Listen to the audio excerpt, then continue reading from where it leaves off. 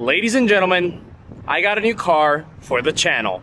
No, this is not clickbait. The title is legit. Now, if you guys are fans or somebody that watches my channel religiously, I have been saying this over the last few weeks that I did acquire something new for the channel. However, I didn't say what it was, but I was saying what it wasn't. And unfortunately, it's not another Camaro. In fact, this car that I got is totally unexpected, especially for a guy that is a diehard Camaro American muscle sports car enthusiast. In fact, this car is literally a curveball to what anybody thought would be the car. I think as of right now, maybe only 5 people know that I have this car, and maybe another 5 people, so a total of 10 people actually know or guess correctly what that car is. And actually, over the last few months, I kind of gave it away what it was. In fact, it appeared on one of my videos in the Philippines. If you want to click out of this video, go check that out and come back to it. But anyways, guys, this is a car that I've wanted for a really long time. Ooh, that sun is blaring right now. Okay, now this is a car that I have wanted for many, many years. And now that I get it, I don't actually think I'm gonna keep it for very long, and I'll cover in more details of what I mean by that. But without further ado, guys, it is time to introduce the GV Aspirated new daily driver car. And it's a car, again, that not many of you guys know what it is. And if you guessed it right, congratulations. So without further ado, here is the new channel car. That's not the channel. What? But no, guys, this isn't it, obviously. Let me make the introduction to the brand new to me, a Maserati Quattroporte S. Okay, I got some explaining to do, but before I get into the explanation as to, why a Quattroporte S, what's gonna happen to this car, I first want to give a huge warm shout out and thanks to my boy Sasha from Speciality Auto Brokers here in Miami, Florida. They're the ones that sourced this car for me and helped me facilitate through the whole buying transaction. And when it comes time to sell this car, whenever that time is, whether it's 2 weeks or 2 years from now, I'm definitely gonna be going with them to help me facilitate that. But anyways, Sasha, thank you so much again. And you guys have seen him on the channel with a Maserati Gran Turismo, or Gran Cabrio actually. But man, look at this thing. It is gorgeous. It's an S-Class equivalent, but from Italy. And we're gonna ignore the fact that there's no license plate on it. I'm still in the works of trying to get that organized. All right, so now the explanation / story time.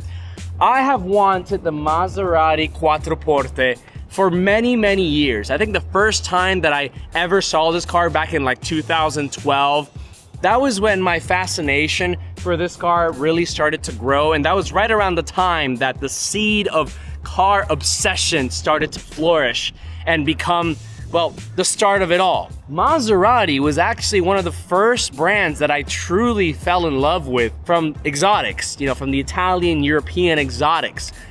Firstly, starting off with the Gran Turismo, of course, and at the time, that was a car that really piqued my interest just because, it was a 2-door, sporty, great sounding car and very elegant looking car as well.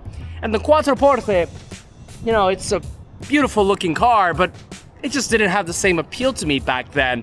It was cool that it kind of sounded like the Gran Turismo and it had the same motor and some shared similarities, but it was still a 4-door to me.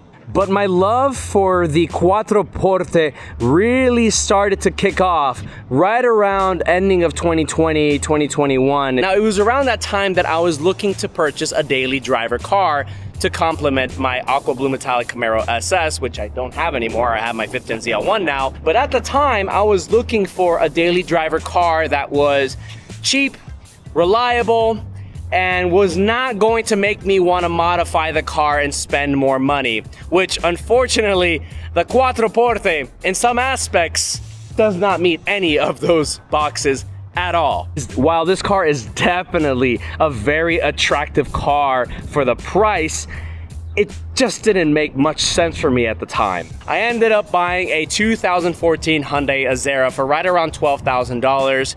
And you know, that car has been great to me. It's still currently running strong. It has some issues because it's got 160,000 miles, but right now that's my brother's car and I no longer have a daily driver car. This has substituted for a daily driver car. And look, I really enjoy driving my Camaro ZL1, but I really don't want to drive this on a daily basis just because accelerated wear and tear, unnecessary mileage, and it's a staple for the GV Aspirated channel. So why risk putting it out in the Miami environment on a daily basis? Which, now that I say it out loud, it probably wasn't a better idea to buy an exotic car like the Maserati Quattroporte. Around January of 2022, I went to go test drive a Quattroporte S up north in Florida. I don't even know where, but it was up north. It was about an hour and a half away from Miami. I was actually really close of buying that car. I really thought about it religiously. I have had the Hyundai Azera for several months now, almost a year at that point, but I still couldn't bring myself to do it because, you know what? It just didn't feel right. It wasn't the right price. It wasn't the right time. Around that time, I was looking to move out with my girlfriend, so you know, it probably didn't make much sense to purchase a new car, have the extra expenses, and on top of that, start a whole new line of expenses like rent, utilities, outings, eatings, groceries, etc., etc. So subsequently, I said no to the Quattroporte S. But of course, here we are in 2026, and now I finally have my dream, well, one of my dream daily driver cars, the Quattroporte. Now, in that time frame of 2020 to 2026, the channel has blown up substantially. I've driven literally over 40 or 50 different cars in reviews and features and POVs, and I've just had different exposures to different cars. But during that time, my cravings for the Quattroporte never really went away, and I'll show you why.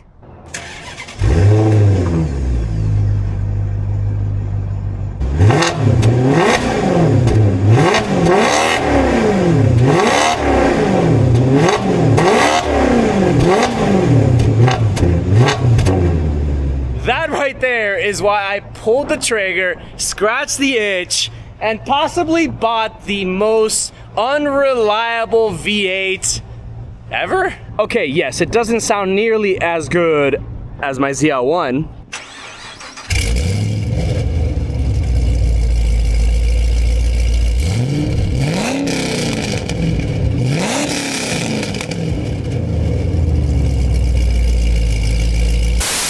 And there she is. That is what makes that gorgeous, beautiful sound that got me into debt. That's fucking crazy. This is a 4.7 liter Ferrari derived, naturally aspirated V8 that makes right around 420-ish horsepower, give or take.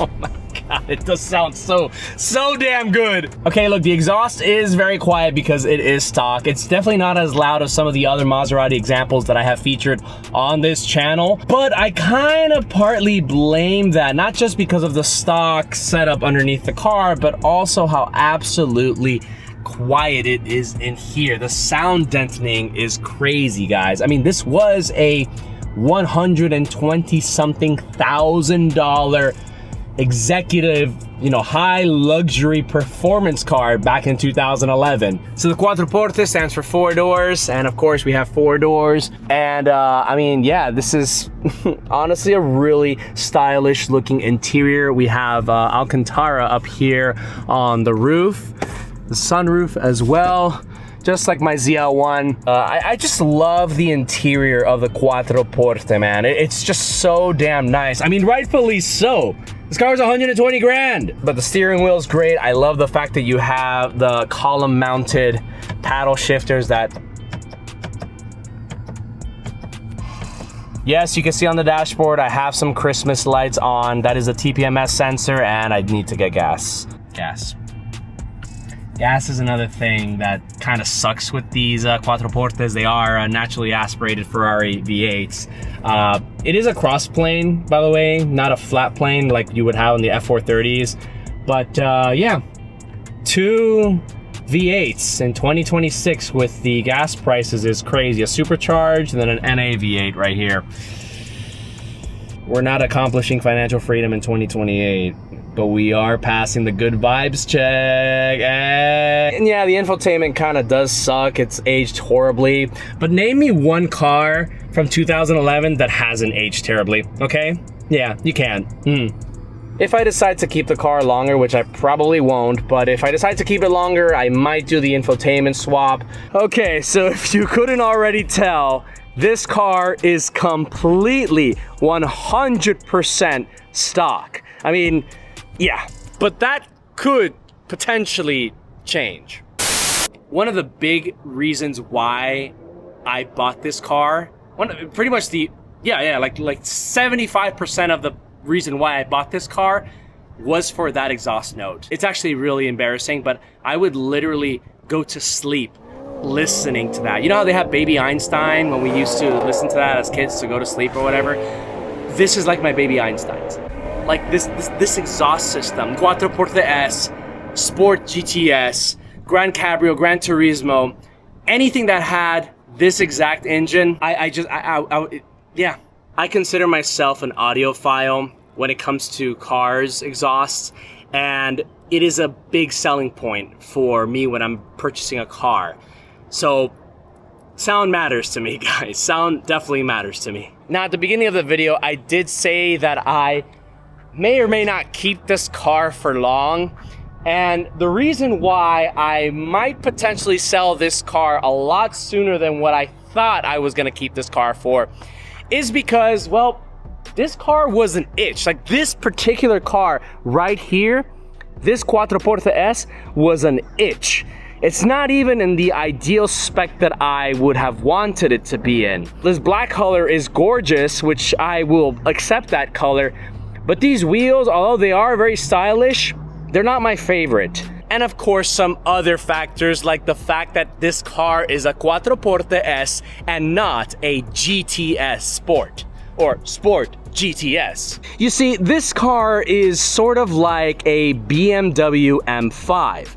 The car that I want is a BMW M5 CS, or in this case, the Sport GTS. And while this car does have a lot of similarities to that Sport GTS model, it's still a very different car in terms of power, suspension, and honestly, desirability in the market. And the thing is that I knew all of that stuff before I was even gonna purchase this car, but it was an itch that I just had to scratch. And when Sasha called me and said, hey man, I got this really great Maserati, great example, good spec, you know, aside from the whole GTS thing, which by the way, we were trying to look for a GTS originally, but that car is incredibly hard to find in a reasonable price, and that hasn't already been clapped out because unfortunately, most of the GTSs or most of the S's are really in tough shape.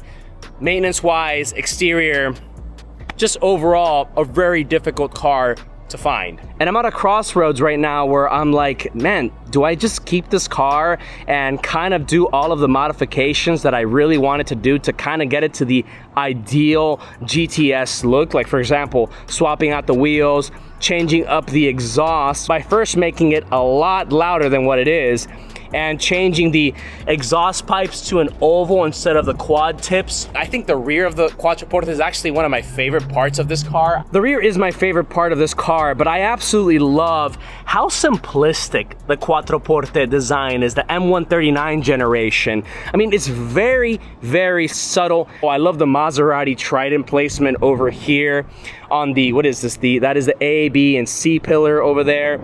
I love these fins here, and of course the Pininfarina, I don't think I pronounced that right, but Pininfarina signature there because this was designed by Pininfarina, and of course the engine in itself is a Ferrari derived engine, but my favorite part of the front has to be The Maserati Trident right here with this concave grille. There's another design where it's not concave, but it actually goes outward.